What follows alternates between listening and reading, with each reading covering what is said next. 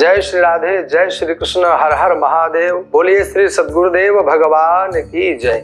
आज हम लोगों को चर्चा करनी है गुरु पर्व के बारे में, जिसे गुरु पूर्णिमा महोत्सव, व्यास पूजा इत्यादि नामों से जाना जाता है।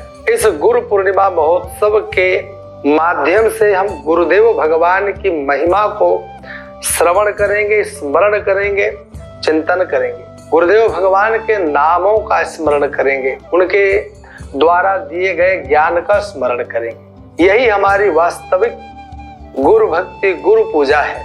आज के दिन हम लोग गुरुदेव भगवान का पूर्णतया स्मरण करते हैं। आप लोगों को भली भांति जानकारी है कि हमारे सनातन धर्म में जिस प्रकार ईश्वर विविध रूपों में अवतरित होता है और ईश्वर के उन विविध रूपों के अवतारों को मनाने के लिए, उनको प्रणाम करने और पूजन करने के लिए हम लोग उनके तत्त तिथियों पर व्रत रहते हैं, उपवास रहते हैं और विधि विधान से संबंधित देवता का पूजन भी करते हैं, संबंधित ईश्वर का स्मरण भी करते हैं। उसी प्रकार यह गुरु पर्व भी हमारे उस एकमात्र ईश्वर का पर्व है, जिसके माध्यम से हम उस परब्रह्म परमात्मा की शरणागति प्राप्त करते हैं। कोई गुरुदेव को मार्गदर्शक बोलता है, कोई ईश्वर को प्राप्त कराने वाली सीढ़ी मानता है, परंतु अगर कहीं यह लिखा मिलता है ना, गुरु ब्रह्मा गुरु विष्णु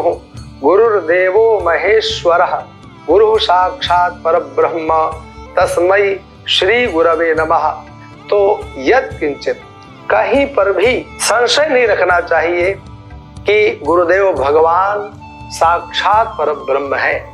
इसमें संशय नहीं रखना चाहिए। इसमें वेद भी प्रमाण है। एक छोटे से वीडियो के माध्यम से वेदों के उन ऋचाओं का, उन मंत्रों का विशद वर्णन मैं यहाँ नहीं कर सकता हूँ, विस्तार से वर्णन नहीं कर सकता हूँ, परंतु संकेत से मैं आप लोगों को समझाने का प्रयास कर रहा हूँ। श्वेताश्वतरोपनिषद, मांडूक्योपनिषद इत्यादि अनेक उपनिषदों में जाकर के आप देखिए, वही वेद के मंत्र वहां स्पष्ट रूप से गुरुदेव भगवान की महिमा का वर्णन करते दिखाई देते हैं, बताते हुए दिखाई देते हैं कि गुरु शब्द साक्षात परब्रह्म परमात्मा का ही स्वरूप माना जाता है। वह गुरुदेव भगवान के अंदर व्याप्त वह ज्ञान राशि साक्षात परमात्मा ही होता है। इसलिए हमारे वेद शास्त्रों में उदारता पूर्वक गुरु शब्द की महिमा का वर्णन करते हैं। आप लोग गुरु शब्द को एकदम साधारण मत लीजिए, यह कोई हल्का शब्द नहीं है।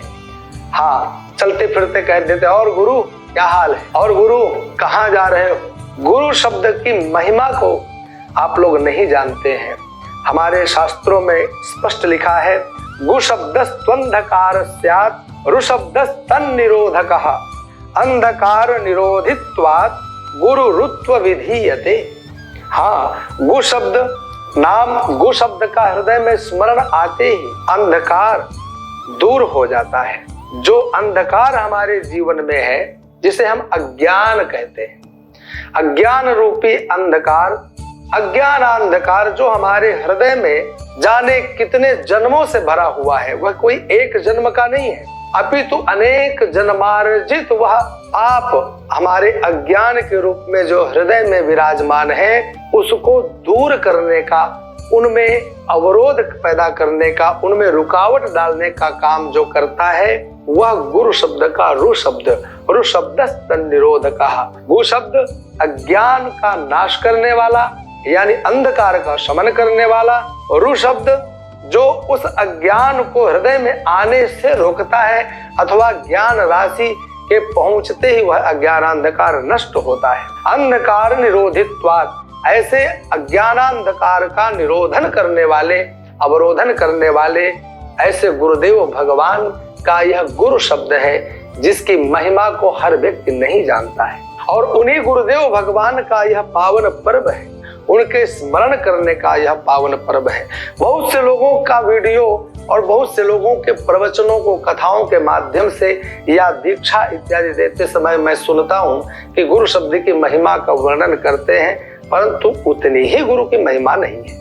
गुरु शब्द की महिमा का वर्णन कोई नहीं कर सकता है। गुरु शब्द है ही ऐसा कि साक्षात देहधारी गुरुदेव तो गुरु शब्द की महिमा का वर्णन कर ही नहीं सकता है।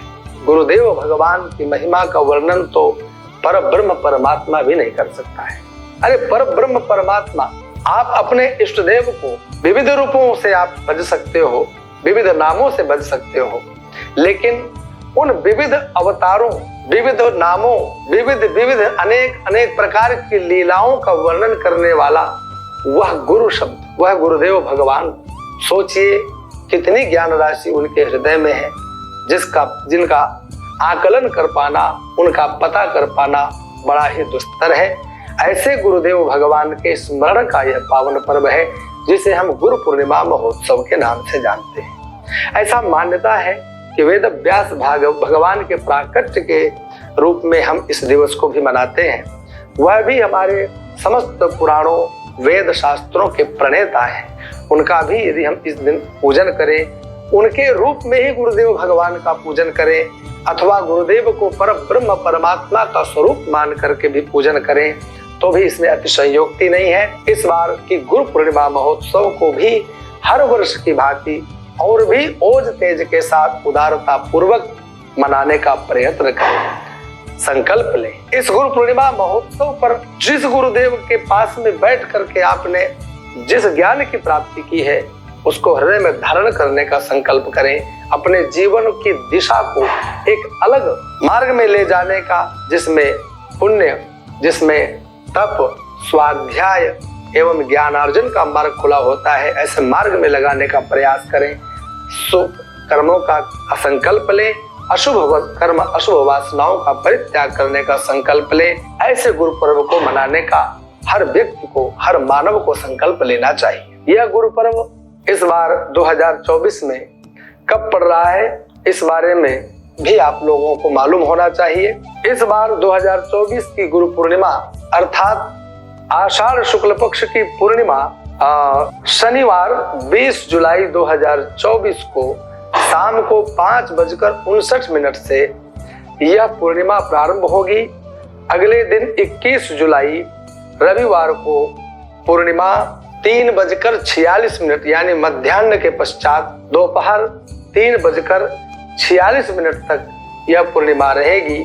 प्रातः सूर्योदय वेला में 21 जुलाई रविवार को पूर्णिमा प्राप्त होने के कारण हम लोगों को 21 जुलाई को ही गुरु पर्व को मनाना है, गुरु पूर्णिमा के महोत्सव को मनाना है और गुरुदेव भगवान का, गुरु पादुकाओं का अर्थात विधि विधान से उनका पूजन करना है। ऐसा मत सोचिए जिस किसी के आज वर्तमान में शरीर से कोई गुरुदेव उपस्थित नहीं है तो उनका पूजन करें कि ना करें, यह संशय ना पैदा करें। बहुत से लोगों को देखा है, ऐसा कहते हुए भी सुना है, ऐसे गुरुदेव किस काम के जो आपको समय समय पर दर्शन ना देते हो, समय समय पर आपके पास में ना आते हो, समय समय पर आप उनसे जाकर के प्रश्न करके उत्तर ना ले सकते हो।